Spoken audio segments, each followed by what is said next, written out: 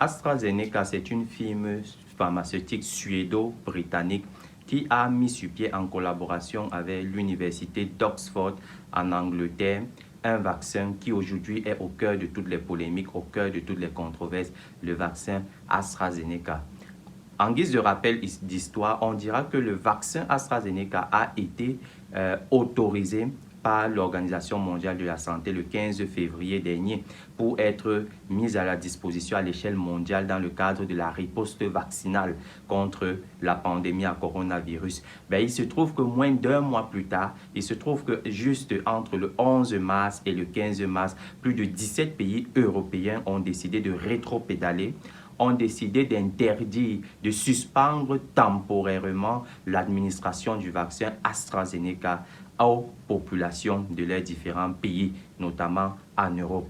Mais pourquoi cette décision de rétropédaler quand on sait également que d'autres pays qui avaient commandé ce vaccin ont décidé de mettre le pied sur la pédale de frein pour essayer d'y voir un peu plus clair avant d'accepter les commandes de ce vaccin-là, de cette firme AstraZeneca. Alors, pourquoi ce rétropédalage? Qu'est-ce qui explique ces mesures? Qu'est-ce qui explique qu'il y ait eu autant de controverses, autant de tollés autour de ce vaccin?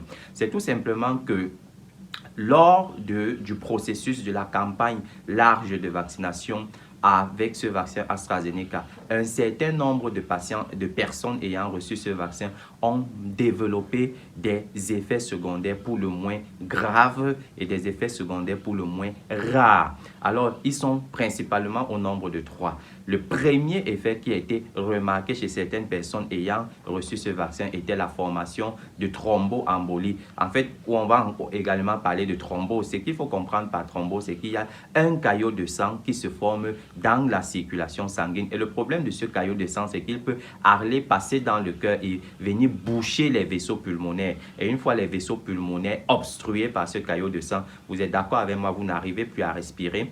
Et vous êtes d'accord avec moi également que c'est une affection qui va vous donner une détresse respiratoire. Et si le diagnostic n'est pas posé tôt et puis des mesures d'urgence et on ne vous traite pas urgemment, vous allez décéder. On parle d'embolie pulmonaire et on a remarqué un certain nombre de cas. Mais face à cette nouvelle, la haute autorité de santé, aussi bien que l'Organisation mondiale de la santé, ont riposté, ont contre-attaqué et à l'appui de soutien de plusieurs experts qui ont stipulé que ce vaccin, les effets secondaires, le nombre de cas de caillots de sang, d'embolie n'était pas plus important avec le vaccin AstraZeneca que ce qu'on observait régulièrement dans la population et donc en conséquence qu'on ne pouvait pas imputer cela au vaccin AstraZeneca. Sauf qu'il y a 2 autres effets secondaires qui ont très rapidement apparu. Le deuxième effet secondaire était la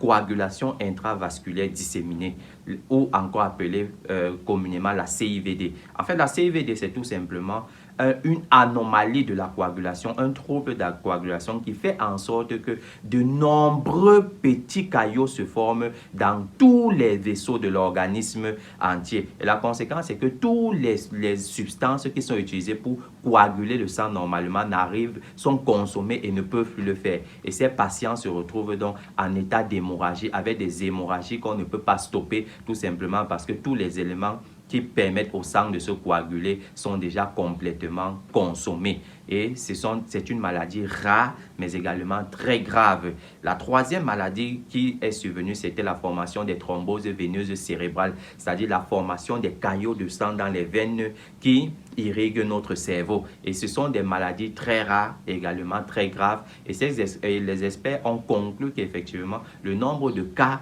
de ces 2 affections rares et graves était plus important chez les malades qui avaient reçu le vaccin AstraZeneca que dans le reste de la population générale, ce qui a donc a eu pour conséquence de créer une certaine prudence et amener par principe de précaution environ 17 pays européens à rétropédaler en attendant d'y voir plus clair avant de réautoriser ce vaccin AstraZeneca. Aujourd'hui, vous savez donc pourquoi le vaccin AstraZeneca fait autant de polémiques entre des personnes qui disent il faut vacciner et d'autres qui disent non, ce vaccin n'est pas sûr. Dans une prochaine vidéo, on s'interrogera sur est-ce qu'il fallait réellement suspendre ce vaccin AstraZeneca? Fallait-il réellement le faire à la lumière de ces informations?